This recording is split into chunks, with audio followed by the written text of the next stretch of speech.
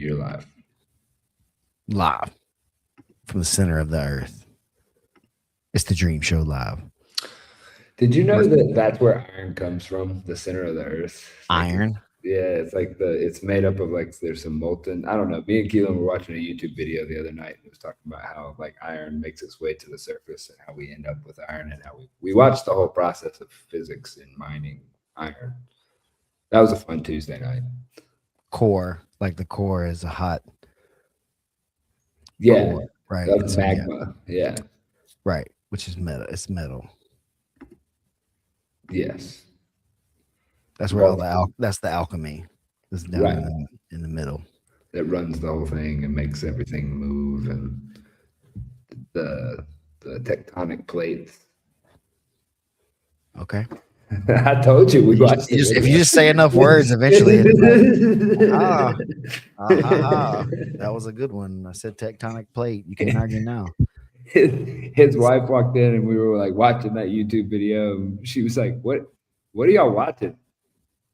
And why is this relevant to anything y'all have going on?" And it was like, "Don't worry, I'm going to info dump this at the complete inappropriate time, like right now." Yeah, the first minute of the show.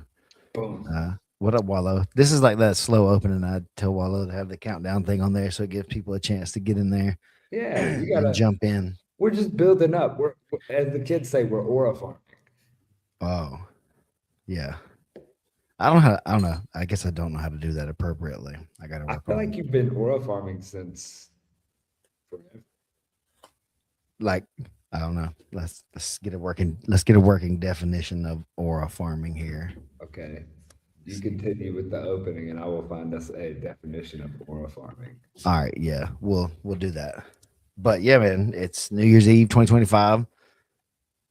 Right? Tomorrow's a new year, whatever that means. It's always like a big time for people, changes and whatnot. So chance to look back at the year some maybe and some of the stuff that we did, some of the stuff we didn't do, some of the stuff we're going to do coming up this year, and news coming out in the last week that's probably interesting for anybody that's watching this, I would say. So what you got there? Aura farming. It's a viral slang term for internationally cultivating an effortlessly cool, charismatic vibe, often performing specific subtle actions or dances inspired by anime characters and popularized by young Indonesian boys on the viral boat dance in 2025.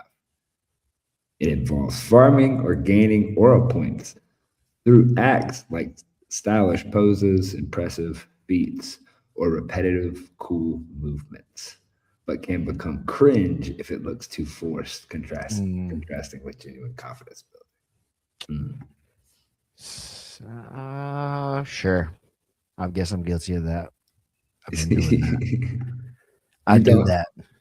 You don't think that like the entire Bobby, both of them, Stephen Aiken character, the dream that's the definition of that. That's what's happening. I mean, see, that's what I'm saying. The definition of it. Now I'm like, oh yeah, I definitely do that. I'm definitely. So you're hip with the culture. I mean, it sounds bad when you say it some, but then you're just like, oh yeah, I totally do that. But that's part of the gig here, doing the farming.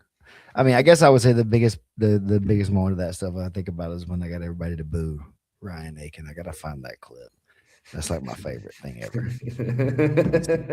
I mean, of all the stuff, that's what I was like, oh, I got them. They'll do what I ask. They'll boo the champion. They'll boo the champion of this thing for me. Yeah, I mean that's impressive. That's I feel like that was of its own. Yeah. So, yeah, we're doing that stuff. But what's up? Otherwise, with you, where you at right now? Are you in Alabama or are you back in the motherland? I'm in Monterey right now, so we're wrapping up the end of the old year, going into the new year. got all kinds of things going on, and it's cold. I didn't know it got cold here. It got Yeah. really cold. How cold is cold? I don't know. Cool is not cool. They were talking about like 17 degrees Celsius, I think, whatever that is. Sounds cold. I know 0 degrees Celsius is freezing, so like Yeah, the closer we get to that number, the colder it is. What'd you say? How many? 17 Celsius? 17 degrees Celsius is the last. 62. That's not cold. Okay, that was the high. That was the high of today was 62. Okay. What's the low? We'll say the low is what, 12 Celsius? Yeah, I would say like I guess it's like 53 then. So it's in the 50s. That's cold. That's That's coastal. cold. Are you at the It's coast or cold. are you in like I don't know, No, like we're Monterey? right in the middle. Okay. Like it's in the Yeah. middle in the mountains. It's like we're up towards the mountains. It's kind of pretty. It's like really cool and like kind of foreign, like looking. It looks like a different planet. When you end up out in the like mountain area and whatnot, the craziest thing is that they're kind of white, like the rock is that makes up the mountains. And so it catches all the moonlight and all the like stars and stuff. And so like it almost looks like it's dusk, but it's 2 a.m. Mm. So So the which rocks reflect a lot of the moonlight. which the person that commented there, they said it's -6 where they live. It's like I know that's cool. Like once we start throwing negatives in Is that -6 Celsius though? or Fahrenheit, bro, does it even matter when you throw a Yeah, that's negative? pretty extreme. Like -6 Celsius Yeah, okay. I guess that is. versus I don't know, -6 Fahrenheit. Anyways, you have exciting news coming into this new year. Yeah, we dropped the stuff about the stuff on the insiders finally. Been kind of working on it behind the scenes a little bit for I don't know how long now, since the owners meeting for sure. But yeah, made the announcement gonna step in and take on the general manager role for the Phenoms, the Philly Phenoms. Oh, right on time.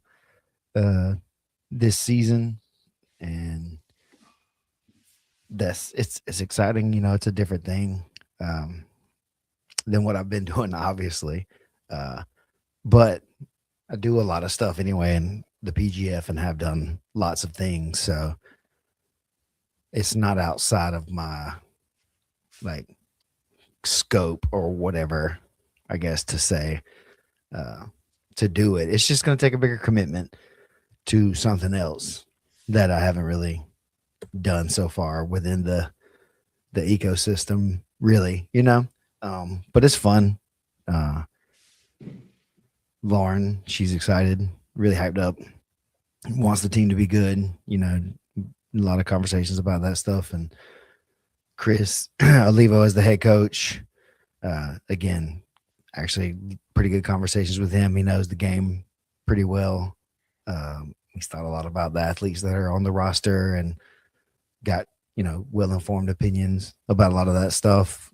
So it's just like, all right, this is good, and he's played one season and then was an alternate. And so he got to watch that other season and kind of jump in and play some. So he's done it actually the 1 week way and the every fifth week or the every week, like longer season kind of way as well. So he was there for both kind of style. So that's interesting. Also, is like to have that like that information, because it's Right. important. It's important stuff to know. But yeah, just gonna go out here and win this thing. Yeah, and I mean, there was been multiple conversations that I've been a part of leading up to this, and like hearing the discussions on both sides of the decision to have you as the general manager over there is, you not only are you a season 2 vet, you've been around the game that we've been building all along. Like you've seen the whole thing. You've been in the rooms and heard the rules meetings and heard the different developments and why we do it the way that we do it. to where you can kind of provide a guiding hand that doesn't really exist in the community aside from the people that have been through it. On top of that, you are already kind of a OG guy. That's what got you on season two. Like you've been playing the game. You came from a super like OG like competition focused team. Like you come from one of the highest respected like competitors on that built the came into sport jiu-jitsu before sport jiu-jitsu existed. You know what I'm saying? So like it's a very, very, very strong base on helping people navigate a new evolving competition scene because that's what this is. Well, yeah, everybody, even still that comes in now, will eventually be like considered early adopters. Even though to us it's been that much longer. But the people who are now will eventually be the OGs in the long time. It won't be, it won't feel as big of a gap in a few years. But right now, yeah, there's only a few people that kind of know the game well enough and have been in it, around it, or whatever. And the Phenoms didn't have a person like that for them, for their staff yet. Chris is the coach, yes, but like I said, he'd seen the 2 seasons from the athlete's perspective, just from the Las Vegas scene. Yeah. But the Twisters, with Matt, obviously he's been involved in many, many ways throughout as many seasons as we have too. And then he's been there longer than us. He was there from. That's what I say. Like, yeah, he's done it as much or more, just in different avenues. Competed more seasons and did a coaching gig one time, I believe. Yeah. He was him and Jake were coached together. Yeah. So that's what I said. So he's got a different but long-standing, well-rounded opinion of the thing, and he's been in those same rules meetings where we're sitting there hashing out the specifics on the rules. Whoa, you got a bug on your camera. That was crazy. Aggressive. You all right? Yeah. I mean, his perspective, Steven. He's tired. Yeah. But yeah, right. It was a tiny bug or whatever. But so they got that, and then obviously with the Vegas Kings, Travis being a competitor, being in the room since this thing's been basically developed. That's all he's known in a lot of ways. Coming up through jiu-jitsu stuff is a lot of PGF stuff. I mean, he's done other stuff, MMA and some ADCC kind of styled stuff, but being in the room indicator, this has been what's going on since he kind of really got into the game and stuff. So he's very knowledgeable. We were hot and heavy by the time he showed up.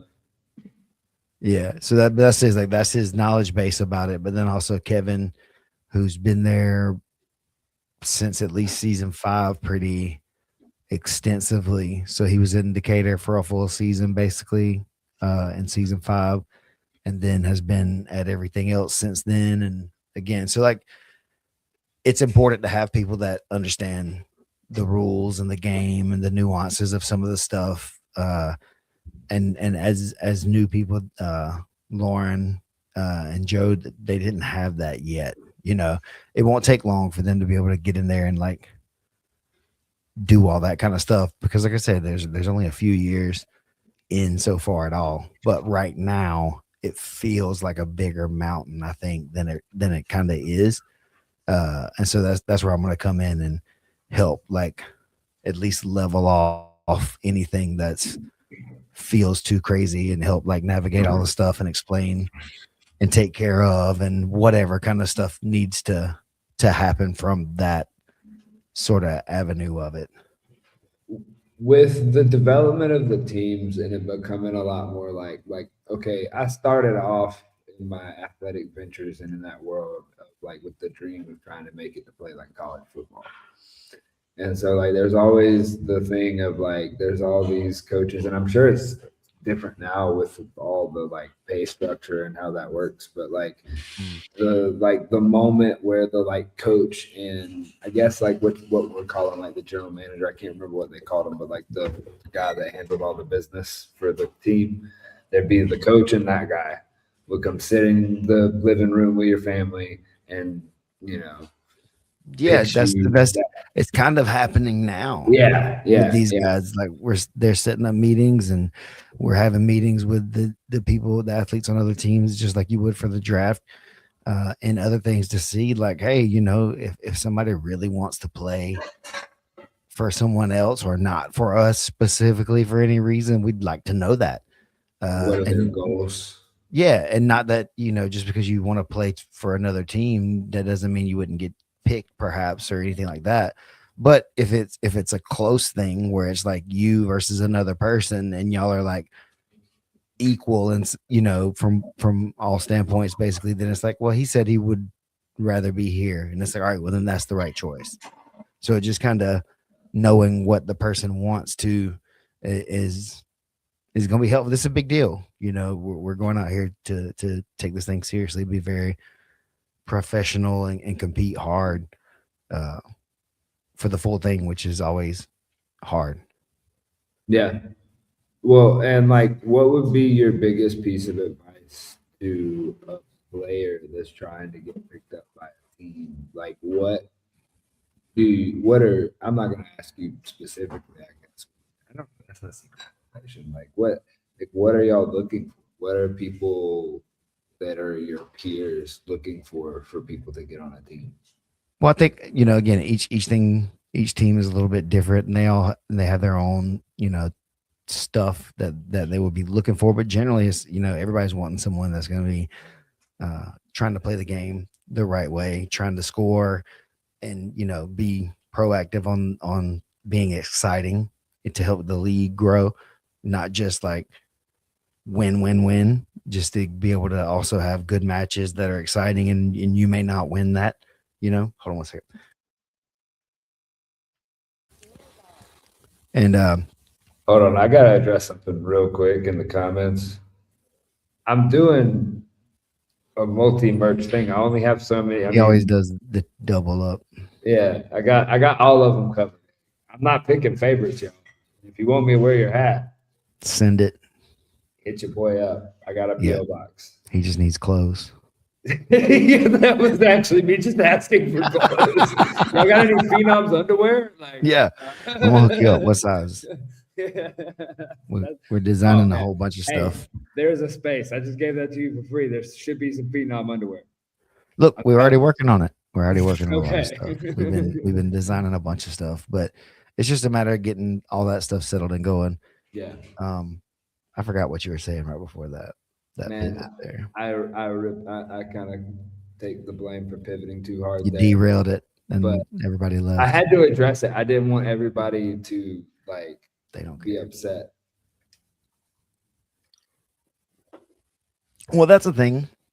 I'm gonna be being the GM of the Phenoms, but I'm still gonna be the announcer Right. and doing that job too. So it's not necessarily unheard of or whatever to have some sort of allegiance or fandom to one team, but also still do stuff for the league or as a whole. So I yeah, think I'm still gonna do stuff for the other teams as far as like events and promotional stuff or whatever, like yeah. engagements. Like if they're having events, I may come announce or do some commentary stuff like that to be busy, and doing work within the overall ecosystem of the thing. But definitely gonna be out there competitive and trying to win, you know, this this season and every season. Well, I think that like the entire team that's behind the PGF and that's been part of building it and whatnot. It's a community of people that the reason that we've built this thing, the reason that we're here is because we believe that like this is the best path to providing what all of us, almost all of us that are on the team, we're either on the super fan side of it or we were in the game of the jiu-jitsu scene, in the competition scene, trying to find the right spot to make this dream work. And this is the only one we found that we full-heartedly believe this is how we all win. And so not only like to get that, that means each team we want to be the best that is out there. It's Because got to that be means competitive. everybody's good. If one team is dominant, and I mean, me personally, I lose interest in an entire sport when there's a dynasty like dominating. Personally, I know Yeah, that. I mean, and that's the plan eventually, but that's going to happen. Some that teams are going to go on runs. They're going to get talent and the right stuff in place, and it'll happen. But then that's for the league to adjust and for the other teams to make the necessary like changes to keep it competitive and keep it going. And again, I think that's as a GM, that'll be one of the one of the key things to do. And we talked about it a little bit too, is like to try to enable the continuity of some kind throughout the seasons, with whether that be the coaching or whether that be some athletes that stay on board, hopefully weight class to weight class, or does that mean signing athletes and then having them be part of the coaching staff afterwards because they get the thing that we're trying to do. There's just so many things that are gonna have to happen for a professional franchise to run. Yeah, we just got to start like doing it in the right ways now. We're trying to do the right things now. You can't wait for 5 years from now to try to catch up or to try to get going, because you're going to be so far behind other teams. Then it won't. Then that's where you'll see that real heavy imbalance, I think, that makes it not fun for certain teams and franchises and places,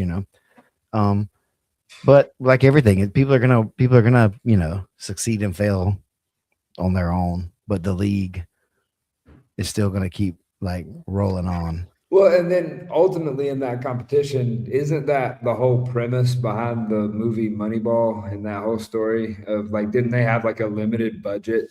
And so they brought a guy in that had to be like, all right, look, this is all you have. You don't have Yankees money. You have Yeah, this amount, you have this, and you have to efficiently win your way through or whatever. Did they win at the end of that movie? Is that one of the ones where they lose, no, but it's still a lesson? I don't remember exactly, but they did well enough. But that story the movie doesn't really tell. Excuse me. Oh, don't Like tell the me. whole Don't tell me story. it's inflated. Don't tell me it's Hollywoodized. I mean, yeah, it's a movie, bro. We I talking about? can't trust Brad Pitt. Absolutely not. Sorry to tell you, man. He's not a World War II soldier or anything like that. I need to reevaluate some A things. lot of stuff he's not done that. But what was I talking about now? You got me again. You were talking about the fact that like in the long run, like you'll see as the teams get more experience and more whatnot, they'll be able to dominate. But then like I was bringing up the point that like that'll drive the competition of Yeah, like that's what I mean. The people that are in this thing are competitors that that are team owners. They're competitors by nature. That's what they want to compete in jiu-jitsu as individuals, and also with the teams. So that's definitely a thing. It's just interesting. I've watched a lot of stuff about teams and the things like that, and I think Brandon and them like suggested that the last season, but the one about the Cowboys, and stuff like that. So just like seeing how things are being built, and it's not going to be perfect. There's going to be mistakes and different. There's a lot that happens, especially over the course of like 30 or 40 years, and so that's the play though. It's not this season or next season or whatever. It's the 2036 season, the 2046 season, like that. This is where you set that up now. And that's why it's so important to have the right talent in the draft or the right staff outside, like evaluating the talent, because, you want the right people to get the thing to work correctly. And some people are very, very good grapplers and jiu-jitsu players, but they may not fit this thing, either just because they don't want to necessarily, or it's just not the style that they've trained up the most. But again, in 10 years, in 15 years, in 20 years, the exposure to this style of game, to the game, will be so deep now. That'll be a thing. You know what I mean? People will have specialized in the rule set. Yeah. So that's the thing. You could play football, or you could go play rugby,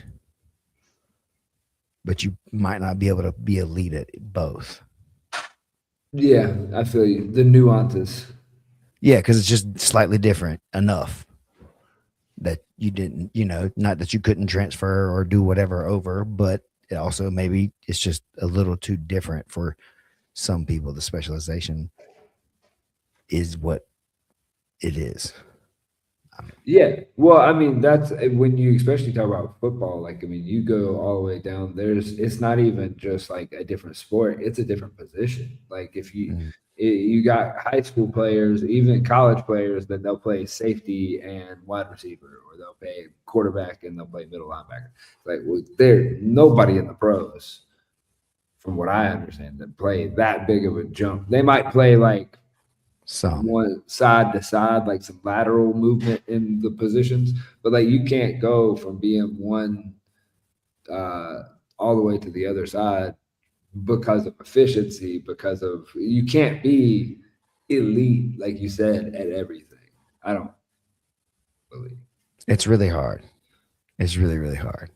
And I think, if somebody's really elite as a whole, you don't really kind of pigeonhole them into, one of those spots that's very specific, Yeah. like a quarterback. Sure, you want maybe the best athlete at quarterback, but maybe he's not the best, like, at making decisions in the heat of the moment. But also, if you got him the ball anywhere else, he's gonna wreak havoc once he gets it. So maybe you don't want that dude to be the quarterback, but you could put him at running back, or tight end, or I don't know, whatever, just kind of just like whatever they fit, and then they become the dominant factor on the field, and you see that throughout history. Speaking of such players, y'all made another announcement. Rodman's back. He's out here. He's hunting. He's rambling around. I saw him recently in Mexico, and he looked good. Like he was in the EBI down there, Yeah. and like he looked good. Yeah, he's tough, man. He is good. He has been good for a long time. He's another one of those like kid phenoms, but he's a little bit older, I guess, now than the people are hearing about. But he was that kid before all the new kids were that kid a couple years ago. Yeah.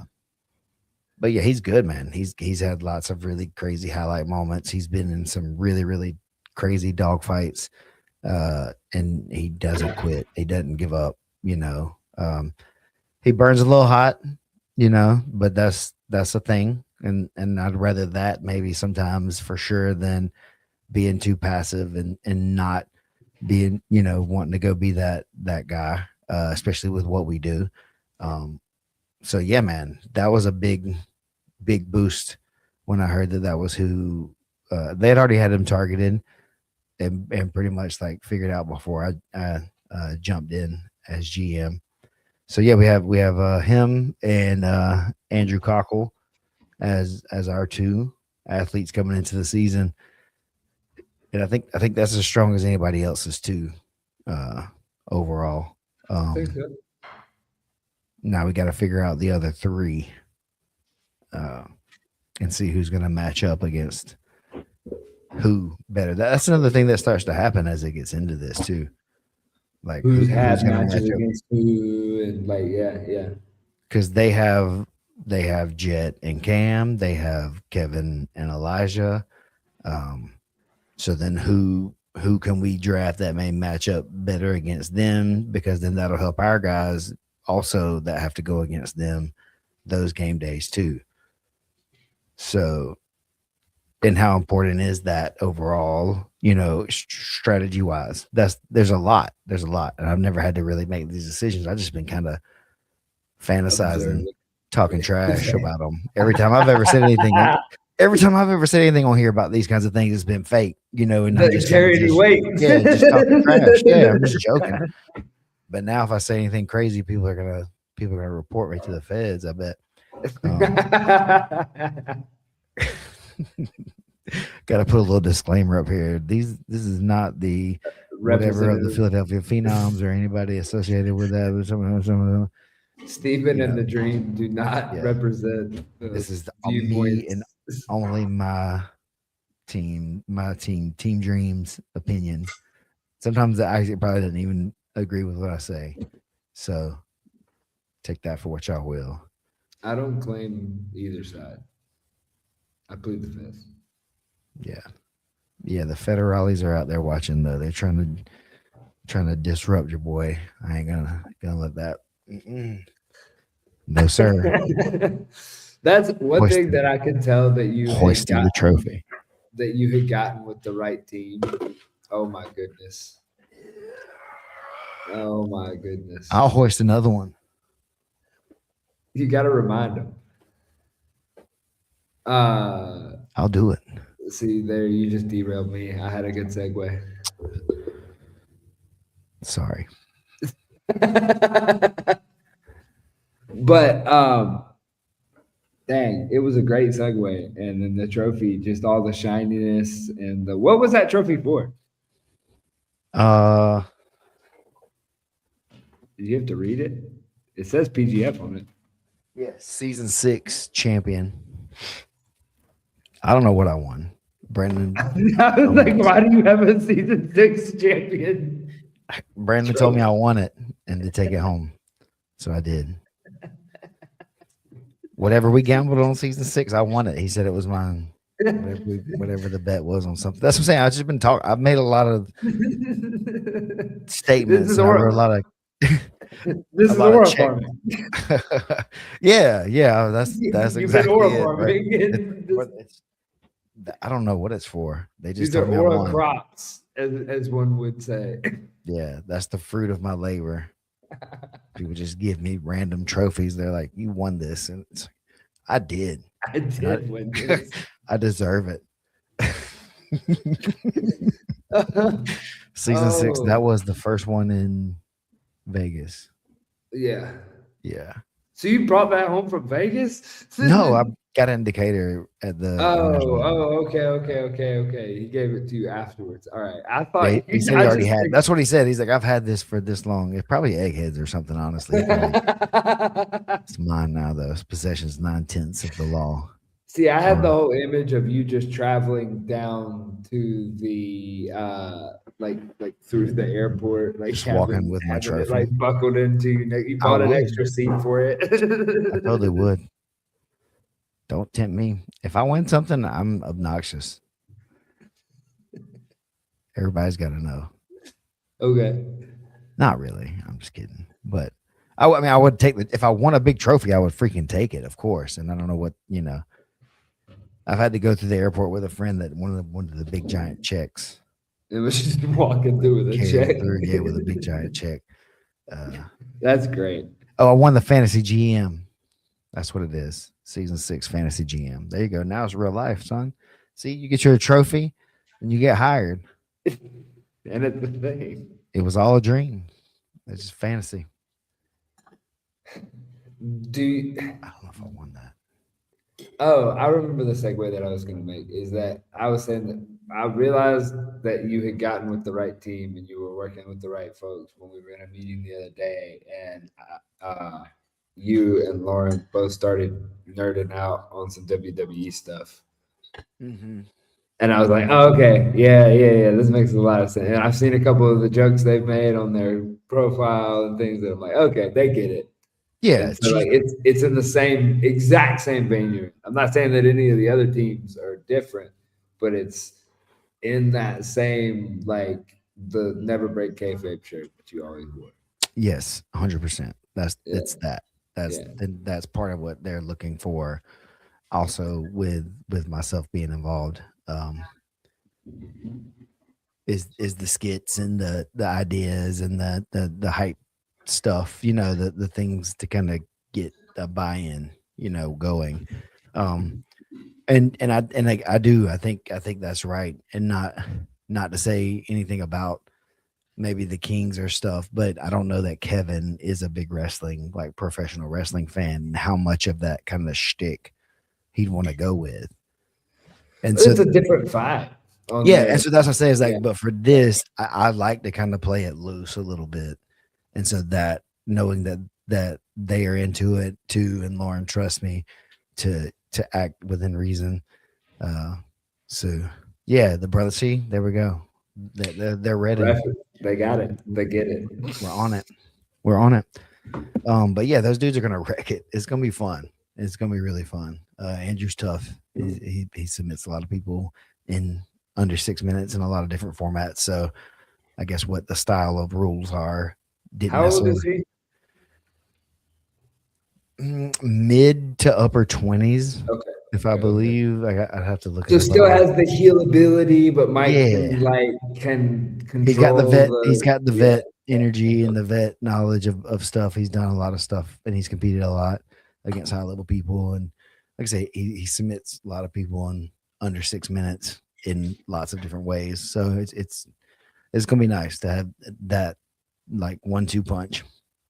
I haven't seen him up close a lot, but I've watched a lot of his videos and stuff. So I saw a bunch of the highlights as he came into the conversations and like yeah, and like I think overall it's going to be a whole lot more important. I mean, it was always important to get the competition reps and to like compete as much as you could, but I think even now, like heading this direction, if you were a young grappler or somebody who's trying to get towards the PGF or towards something like that, it's like yo, compete in every rule set that you possibly can, have every disappointment you can possibly have, like go ahead just and get over field it. all those experiences because that's the ones that make it through the PGF is somebody who has had all the different types of experiences because they have a compare and contrast to go, oh, I see the difference on what's happening on this side versus on this side.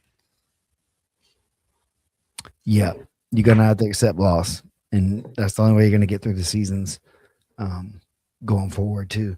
Unless you're just the most dominant person by a long shot, you're gonna risk too much trying to escape everything, and it just might not work out. It's gonna be interesting to see, man. It's gonna be very interesting to see long term how this keeps playing out.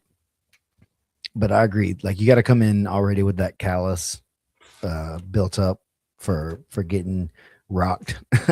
Yeah, You got to already have that because you it's can't gonna let it happen. stack up because it happens It's to you gonna stack once. up too Yeah, fast right now. That's you is get a dunked on once and you kind of like shrug it off, and then like you go out there, you have like a subpar performance because of that second match, and then the third match is the craziest best dude that's on the bracket, and then he just goes and does his specialty move on you, gets an elbow at any point, gets a money bag thrown at him, and all that stuff. Is like yo, you gotta like rinse that off and be okay by next week. And it's like people go, oh yeah, yeah. It's like no. Like that's rough to shake off. it's not comfortable. It's just definitely not comfortable. Um, but yeah, and that's gonna be part of it too. And I guess that's gonna be a bigger part of the job too. With that is helping with navigating that part of a lot of it for the guys. And Chris is gonna be the coach and dealing with a lot of the X's and O's of stuff and that kind of thing. And I'll help with whatever game planning and stuff that we can come up with or is needed, if any, um, like that. But I think it'll be trying to do that thing, do the PR part and help them, learn to navigate the game, if you will, and get over. And then whether they're a phenom going forward, they'll still understand the game. And if they end up in Colorado, on the expansion team next year, then they'll still have like this is the way that we should play the game, y'all. And so that influence will still kind of carry over. It'll be a lineage of sorts in that way, which is interesting and pretty cool. Yeah, yeah. I think that the way everything is going is, we've said this a couple of times on the show, and we've talked about this all along, is that, like, for one, the initial goal has been accomplished. It moved the needle. Like, I've heard, I was watching something last night while I was editing Eddie. There was like a clip that Eddie was talking to Craig about rules, about before. I watched that. Yeah. You watched that, so like he was talking about it, and like I could hear Eddie talking about it, and he's talking about his shows, which I agree with, like everything he was saying about EBI, but he didn't even ever directly say it. But he was also talking about PGF shows on the way that like the game is going, of like, it's cool that y'all all want these like artistic rules and these things around this thing and whatnot, but it's like nobody out there even knows what these nuances are or cares. And it's like the rules that have finally realized that and found the compromise in the middle, with the competitors being happy with what they're given and the like viewership reflecting the happiness of that. Like, I think that you're finally seeing that growth kind of roll through, and it's the prime example. I mean, it's one of the biggest names out there and whatnot has had a recent, I don't call it flop, but like both sides are not reflecting that they're excited about the rule set, and it's like that's the thing that the sport's been missing, is that you got to pay attention to metrics like that. Yeah, the crowd, or the fans, the whoever's doing the thing. Yeah. And it's not the competitors most of the time necessarily, right? They'll fall into whatever the rules. The competitors want to win. That's the only goal. Make money or whatever the thing is. They want to get the shiny trinkets and stuff like that. But when you can't hate them for it, but like you can't. No, but like people go do those Tough Mudder races or the Spartan races or the whatever extreme races, and it's like they don't get anything except for the intrinsic like value of that to go. They pay to go do it, and it sucks just as bad as a day or two at the PGF. I guarantee. But they enjoy. You know what I mean? It's their choice of game. They enjoy the game. They respect people who do the game that they do. Yeah. And I think that's what this is. I mean, pickleball, whatever. Like it's fun, and if a dude can play some good pickleball, I'm like, hey, props. It's not me. I saw a guy winning at pickleball with a frying pan the other day. That sounds extreme to me, but I'm not a really good pickleball player. I go out there and I've never played. I mean, the kids play. There's a pickleball club at the elementary school Thomas was in, and my niece plays. So it's just kind of like a thing to do. Okay. And then it's like, oh, okay. It's like small tennis, but also like it's more ping pong. Yeah, it's like giant ping pong. It's like big table tennis, I guess is what I say. That's what it seems like to me. Yeah. And it's short. So it's like for me now that I'm older, I don't want to have to sprint all the way side to side. And I'm not laying out anymore. No, you're not going to sacrifice. You're not going to hit a. I guess I'm, if there's something on, again, what's on the line? What are we doing? Is this. If it's a $10,000 pickleball. Are we on the Ocho? No, even if there's no money, are we on the Ocho? I'm doing it for the gram. But if it's just me and you out there just having like a funzie, it's like, oops, no risk on that. But yeah, I'll do it for some money. Yeah. Okay. I was talking about that a little bit of that this morning. He's like, would you fight the Anthony Joshua for 90 million? I was like, I'd fight him for a lot less than that. And I'm not saying I'm gonna do well at all, but I would definitely take some generational wealth if that's what we're offering here. Yeah. I'll do it. There's very few things that you're going to find somebody that's not going to do it for a substantial amount of money. Right. And so even like when I was sick or whatever the other day, I watched like the Squid Games again, or the new season that I hadn't watched. And it was like, yeah, those people are doing not even that crazy, but it's kind of crazy mentally stuff. And just to get $4 million. You talking about the Squid Game's real game or The people really Okay. I was like, in the movie they die. So right. that seems a little That's what I'm extreme. saying. So like, even though with the game being just a game, and they Yeah. know they're not Okay. going to actually die, that it gets Yeah. really like, psychological and heavy emotionally. Trying to, who knows Oh man. what's going on. Like, that's what I say. You see people breaking and like having to make choices, and it's like they're it's just competition, and it's just a crazy way to compete. But if you're, some people, they love it, and it was entertaining. I just don't know that I could do it. I'd get mad as hell about some stuff, I think. Dude, do we I'm need like, to they bring up lied, man. They lied to do me. we need to bring up the clips of Steven in season 2 during the hula hoop exercise? Bruh. You walked Look, off and stared in the distance. because nobody knows that they were, never mind. Oh, Like, did I poke a hot it's button? just without any context to it, it's just a thing. And dude, at where I was in my life at that point, and now even, is like that should have been like the sign in the moment of like, you are not like them anymore. I could compete enough with them, whatever it is, and get out there and we'll roll around in the grass, boy. I'm gonna get you. But I'm not like that anymore. Yeah. And that was one of the big moments for me, like in life, is like, they're not doing the thing. They're all going the opposite way, trying to tell everybody else how to do it. They're trying to be right. And nobody was right. Yeah. Oh. And so, and they were so sure of it. They were all so sure. And this is like, oh, this is your coach, and that was his coach, and that was this guy and that guy, and this black belt and this whatever guy, and yep. And they were all idiots that day. Yep. And it was crazy to see. And so yeah, go back on that season 2 and see the day with Lonnie. It's in your vlog. It's in your vlog. Yeah, I about pulled out. I was like, that's it. You did actually almost quit. Like, Find it. It was like 15 minutes. It was like a 20-minute moment, but like, you did almost quit. I had a match that night too, so I had to like do all the stuff, and I didn't have a day off. Everybody else was getting the day off for the most part, so they were. Oh, yeah, because there was a bunch of weird stuff in the bracketing and stuff that had gone. Oh, there was the one we were making up. Yeah, because Jake had to go coach that day or whatever it was. And so we did our matches, his matches on that one extra day. And so like with that, I was like, shit, I'm trying to be ready for that. And I also would just like not have to do anything today. Would be nice. But no, I'm gonna go out here and watch these idiots lift a hula hoop above everybody's freaking head. But they can't. The thing was to put it on the ground. It's wild.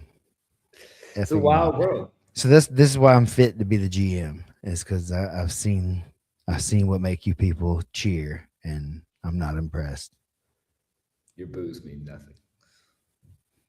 I'm ready for it. The phenoms are gonna step in ankle deep and go in. It's all the way. I'm excited. I'm excited for the season. It's being out there for the whole time, kind of too. I'm gonna probably hit up a couple of seminars and stuff, so we'll circle back to that. But just like the opportunity now to do stuff together, like content, and stay involved in the thing, rather than spending those 6 days a week in an airport. Almost, it felt like just going back and forth. So that energy will at least be turned into something else this season, which is going to be good, because I'll be staying pretty much the whole time. Like I said, maybe hitting some. So yeah, we'll go into it now because it's about time to wrap, probably. Go ahead. But yeah, those weekends. I think I've already got the first weekend of the season booked tentatively. Yeah, whatever that Saturday is. But if you're in that area, if you're drivable from Vegas, I'm gonna do some seminars on the weekends of the PGF, or I mean, maybe on the off nights of the week, maybe if you wanted something like that even. But I'm gonna hit up a few people and definitely do some weekend ones. So we're doing like a dream desert tour. Yeah. I'm gonna definitely hit up. You're lost in the desert. Yeah, I'm just gonna 6 weeks in the desert with the dream, and I'm definitely gonna spend a weekend in San Diego while I'm out there doing For something. Go see the homies.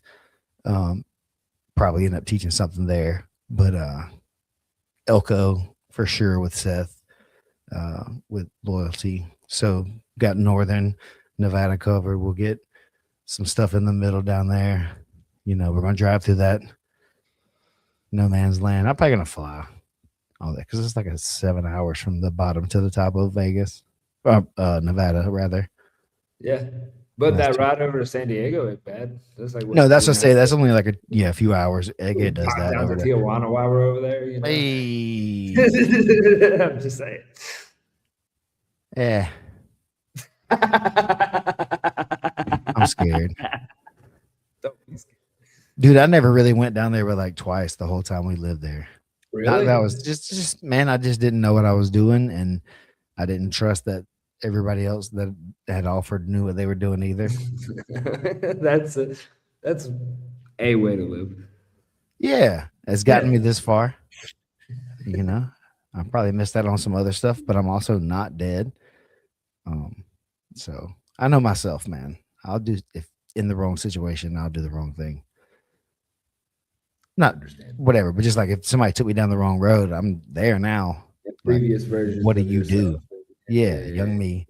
So now I've just learned to no, better not. Just don't do that at all. But yeah, so look up for that if you're in the area, if you know somebody in the area out there. I mean, I guess I could travel if you need me to, but I don't. I'm not. That's kind of the point. Is not flying as Yeah. much. It's more of like driving Yeah, distance. that's what I'm saying. of I'm gonna Las take my truck, Vegas. and so I'm just going, do the road trip thing again, and see some folks I haven't really seen much probably in the last 5 years, which would be cool, and do some teaching and do the thing. Phenoms gonna dominate. It is written, I guess. That's the way to say it. But y'all keep watching. Thank y'all. Make sure you're liking, subscribing, sharing this with your friends. Go back January and 10th, I have a seminar in Opelika. oh yeah, as well. January 10th in Opelika, he's teaching rubber guard seminar. January 17th is the Phenoms qualifier. Make sure you register for that. There's going to be a big seminar afterwards with Andrew Cockle, and like a Pete big Mac will be there, and it's like a techno party. Yeah. Yeah. So I'm not gonna be able to be up there for that one. I already had some like previous engaged plans, but I'm excited to see what happens there. You should go sign up if you want a chance to be part of this thing. The Vegas qualifiers the weekend after that, if I'm correct. And 24th. there's 3 spots left. 2 qualifiers, 3 spots left. The only way to get in is to go to those qualifiers and state your claim. Only 2 people can win though. And there's 3 spots. So one of you losers is going to get in. So show up, losers, and go compete. That's it.